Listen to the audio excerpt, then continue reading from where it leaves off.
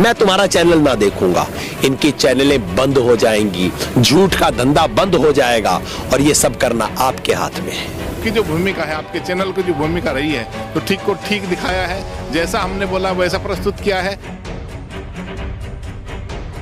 इसलिए आपका काबिल तारीफ हो, धन्यवाद के पात्र हो। हमारा मीडिया, सोशल मीडिया, हमारा मीडिया, ये चैनल है, आप इन चैनलों को अपनाइए। सच्चाई के साथ है आपका मीडिया और हम इस बात का शुक्रिया अदा करते हैं कि आप लोग सच्चाई के साथ हमारा साथ दे रहे हैं। हम आपको बधाई देते हैं, मुबारकबाद देते हैं इस बात के लिए कि आपने सच के साथ अपने व्यूअर्स को बढ़ाया है, लेकिन आपने सब कर दिखाया है। मुबारकबाद आपको, बधाई। डीपीके मीडिया, किसानों का मीडिया डीपीके, किसानों का मीडिया डीपीके,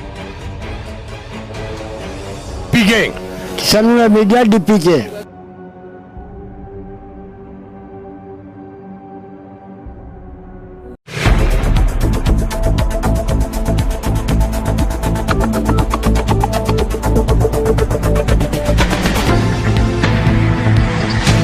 नमस्कार, स्वागत है आपका स्टेट न्यूज बुलेटिन में। मैं हूं आपके साथ अदिति। चलिए खबरों पर जाने से पहले नजर डाल लेते हैं हेडलाइंस पर। उत्तराखंड त्रासदी में 9वें दिन भी राहत और बचाव कार्य जारी, अब तक 51 शव बरामद।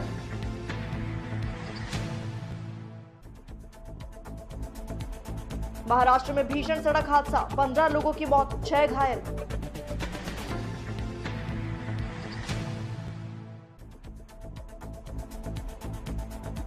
आज से फास्टैग हुआ अनिवार्य, नहीं तो देना होगा जुर्माना।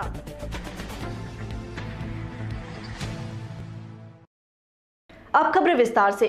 7 फरवरी को उत्तराखंड के चमोली की आपदा में लापता हुए लोगों की तलाश में 9वें दिन भी रेस्क्यू और बचाव कार्य जारी है।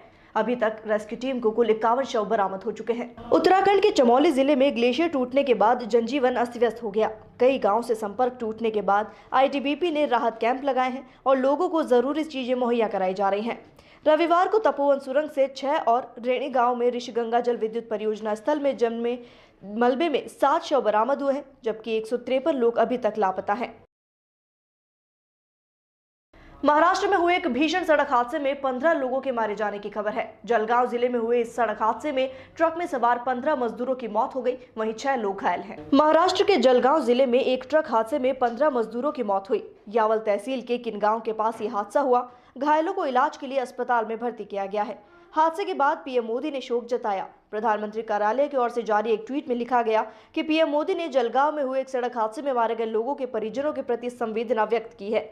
जानकारी के मुताबिक ट्रक धूले से केले लेकर रावेर की तरफ जा रहा था। संतुलन बिगड़ने से किनगांव के पास ट्रक पलट गया। हादसे में ट्रक सवार 15 मजदूरों की मौत हो गई, जबकि कुल 21 मजदूर ट्रक पर सवार थे। सभी मजदूर रावर तहसील के अभोड़ा के रहने वाले थे। सड़क और परिवहन मंत्रालय ने सोमवार से टोल प्लाजा पर फास्टैग को पूरे देश में अनिवार्य कर दिया है। अब दोपहिया वाहनों को छोड़कर अन्य सभी वाहनों को फास्टैग के जरिए ही टोल का भुगतान करना होगा।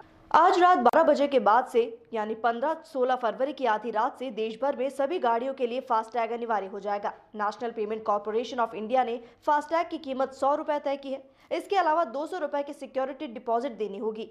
अगर आपका फास्टैग काम नहीं कर रहा या वैलिड नहीं है तो हाईवे से गुजरने पर 2 गुना टोल देना होगा और फास्टैग नहीं होने पर भी यही नियम लागू रहेगा। खबर भीलवाड़ा से, जहां एलएनजे की इंटर यूनिट क्रिकेट प्रतियोगिता का फाइनल मैच खेला गया। मेजबान मिलांस ने बीएमडी बांसवाड़ा को 8 विकेट से हराकर लगातार दूसरी बार खिताब अपने नाम किया। मिलांस स्टाफ क्लब के महासचिव पंकज खंडेलवाल ने बताया कि कार्यक्रम के मुख्य अतिथि RSWM ग्रुप के डायरेक्टर प्रकाश महेश्वरी थे। संस्था के deputy business head Ashwini Mittal ने गुलदस्ता भेंट कर उनका स्वागत किया।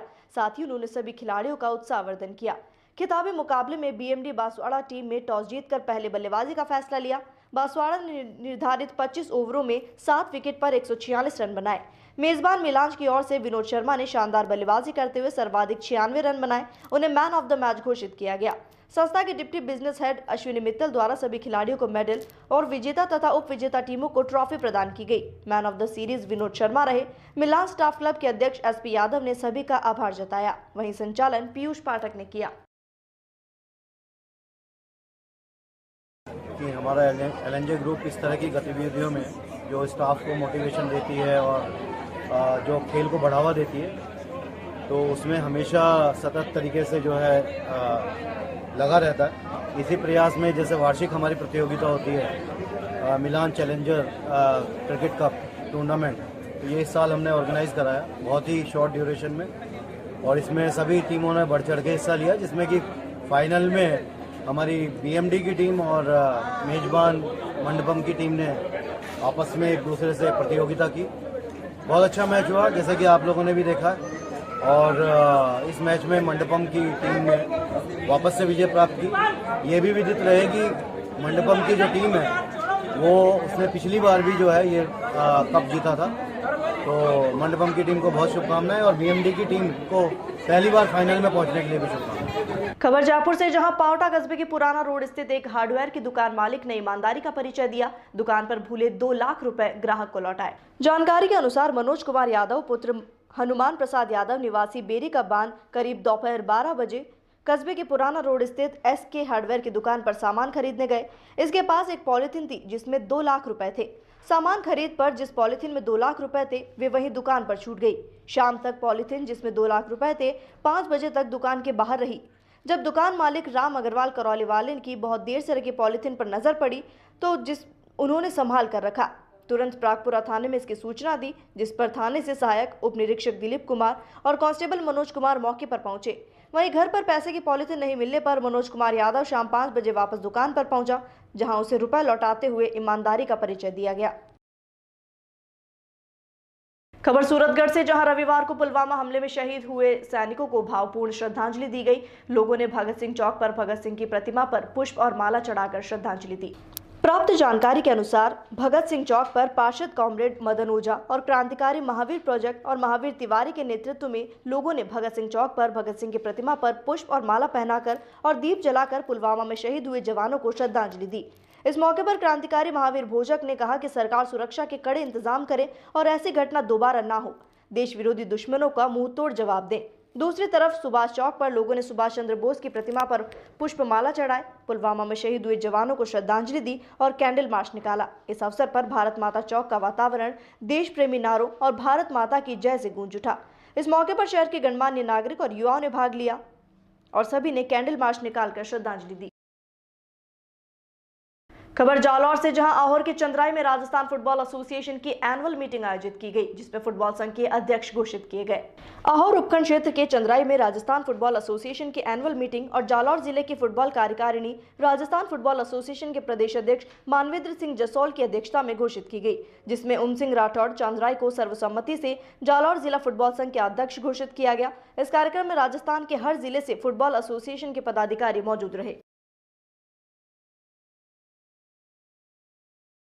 फुटबॉल संघ के चुनाव का कार्यक्रम यहाँ चांद्राई में आयोजित किया गया और बहुत प्रसन्नता की बात है कि विधिवत रूप से सर्वसम्मति से नवनिर्धारित टीम की घोषणा हुई है, जिसमें श्री ओम सिंह जी को अध्यक्ष पद पर नियुक्त किया गया है चुनाव से। और साथ साथ हमने राजस्थान फुटबॉल संघ के कार्यकारिणी की बैठक भी यहीं आयोजित करने का निर्णय लिया था। जब सूचना मिली कि आज फुटबॉल संघ के चुनाव हैं तो हमने सोचा कि साथ साथ एक ज़िले के चुनाव की प्रक्रिया भी देख लेंगे और राजस्थान फुटबॉल संघ की कार्यकारिणी की बैठक भी करनी है, तो वो भी दोनों साथ साथ कार्यक्रम यहाँ कर रहे हैं।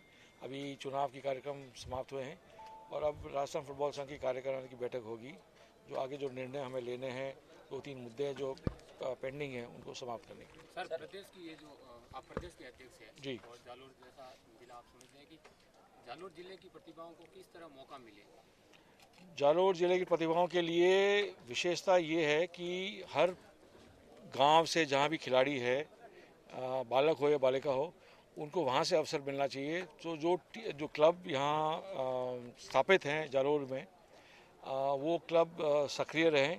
जिस प्रकार आज ये कार्यक्रम चुनाव का कार्यक्रम समाप्त हुआ है, तो अब मैं चाहता हूँ कि वो अब अगले 4 वर्ष इन्हीं को संभालना है जिला फुटबॉल संघ, और ये फुटबॉल संघ प्रतियोगिता, चयन और डेली जैसे खेल कहीं ना कहीं होना चाहिए। सप्ताह में लगभग 5 बार तो बच्चों को खेलने का अवसर मिलना चाहिए। बॉडी को रेस्ट भी होना ज़रूरी है और बालकों बालिकाओं के लिए स्थापना तो गांव से होती है। सर 2 साल पहले स्टेट टूर्नामेंट हुए थे फुटबॉल के जी, जिसमें लाख रुपए के इनाम भी थे। जालोर के नाम से बाहरी जिलों के खिलाड़ी खेले और वो इनाम लेके गए, तो ये विसंगतियां आप कब बाहर करेंगे इस प्रकार की जो संघों में? ये विसंगतियां तो बाहर होगी जब जालोर जिला फुटबॉल संघ ही चयन करे। चयन तो जालोर जिला फुटबॉल संघ से ही होगा ना, इसलिए भविष्य में इस प्रकार की विसंगति ऐसी नहीं हो तो नेशनल स्तर पर बिल्कुल खेलेंगे।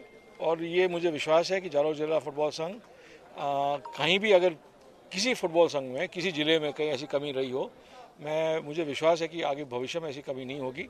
और स्थानीय खिलाड़ी, इसीलिए मैंने पहले भी अपने उद्बोधन से कहा था कि अपने जो भी स्थानीय खिलाड़ी हैं, चाहे वो जालोर में रहें, जालोर में पढ़ें या दिसावर में पढ़ रहे हैं, लेकिन है तो अपने मूल यहीं के, अपने जालोर के ही तो हैं मूल, और विशेषकर जालोर पाली। खबर पाली से, जहां अखिल भारतीय रेगर महासभा जिला पाली की ओर से द्वितीय जिला स्तरीय सम्मान समारोह आयोजन किया गया, जहां कक्षा 10वीं 12वीं में 70% से ज्यादा अंक लाने वाले विद्यार्थियों को सम्मान दिया गया।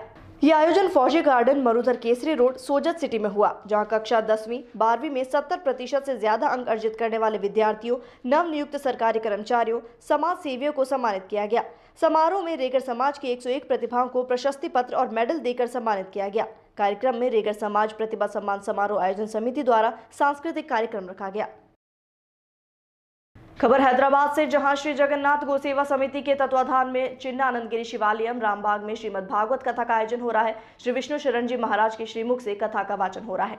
श्रीमद् भागवत कथा रसवर्षण महोत्सव का आज तीसरा दिन है, जहां वृंदावन से श्री विष्णु शरण जी महाराज कथा वाचन कर रहे हैं। पहले दिन कलश यात्रा से आयोजन का शुभारंभ हुआ, जिसमें बड़ी संख्या में श्रद्धालु पहुंचे। कथा का आयोजन श्री जगन्नाथ गोसेवा समिति तथा सहयोगी संस्थाओं द्वारा किया जा रहा है। वहीं कार्यक्रम का संचालन आचार्य प्रशांत शर्मा के निर्देशन में चल रहा है। और इसी के साथ फिलहाल स्टेट न्यूज बुलेटिन में इतना ही। देश और दुनिया की तमाम खबरों के लिए बने रहिए डीपी के न्यूज के साथ। नमस्कार।